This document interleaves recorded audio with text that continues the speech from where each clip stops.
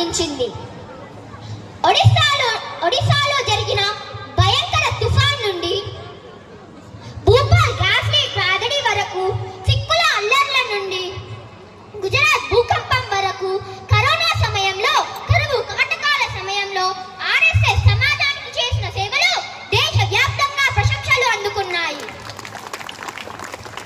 ముఖ్యంగా రామ జన్మభూమి ఉద్యమం. ఈ ఉద్యమం ఆర్ఎస్ఎస్ పోరాటంలో చాలా కీలకమైంది.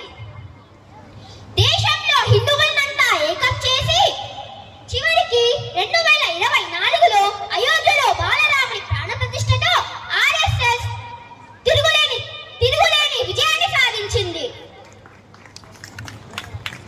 ఆర్ఎస్ఎస్ స్థాపన ముందు కూడా ఎంతో మంది మహావీరులు మన దేశం కోసం పోరాడారు. ఇద్దరు బాల వీరులు.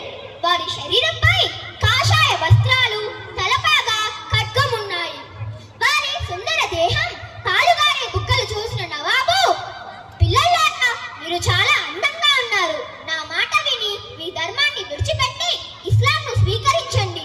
ఇలా చేస్తే మీకు మంచి బహుమానం కూడా దక్కుతుంది అన్నాడు.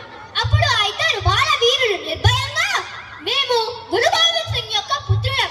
మా తాతగారైన గురుదేవ్ బహదూర్ ఈ దేశం కోసం మరియు ధర్మం కోసం తన ప్రాణాలను త్యాగం చేశారు. మేము వారి సంతానం. మేము మా చిట్ట చివరి శ్వాస వరకు కూడా మా ధర్మాన్ని విడిచిపెట్టము అని నిర్భయంగా చెప్పారు.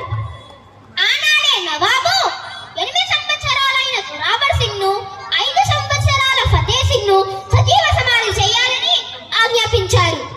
ఆ ఇద్దరు బాల వీరులు చేసిన అపూర్వ సాహసం ప్రపంచంలో మరే దేశ చరిత్రలో కూడా కనపడదు. ఇంకో మహావీరుడు అండమాన్ జైల్లో గాలి వెలుతురు దూరని గదిలో 25 సంవత్సరాలు కఠిన కారాగార శిక్ష అనుభవించి తన యవ్వనాన్నంతా ఈ దేశం కోసం దారబోసినటువంటి మహనీయుడు మన స్వాతంత్ర వీర్ సావర్కర్. మహాభారత యుద్ధంలో శ్రీకృష్ణుడు ఎలాంటి ఆయుధం పట్టకుండా తన యుద్ధ వ్యూహాలతో యుద్ధాన్ని జయించి ధర్మాన్ని రక్షించాడో, మన స్వాతంత్ర వీర్ సావర్కర్ కూడా ఎలాంటి ఆయుధం పట్టకుండా తన యుద్ధ వ్యూహాల రచనలతో డాక్టర్ హెడ్గేవార్, భగత్ సింగ్, సుభాష్ చంద్రబోస్ వంటి ఎందరో మంది యువతకు ఆయుధం పట్టి పోరాడే స్ఫూర్తిని కలిగించాడు. హైందవ సమాజంలోని చైతన్యానికి ప్రతీకగా ఇక్కడికి విచ్చేసినటువంటి నా హిందూ బంధువులందరికీ నమస్కారం. నా పేరు బద్దం హవిషారెడ్డి. నాకు అవకాశం ఇచ్చిన హిందూ సమ్మేళన ఉత్సవ సమితి వారికి ధన్యవాదాలు.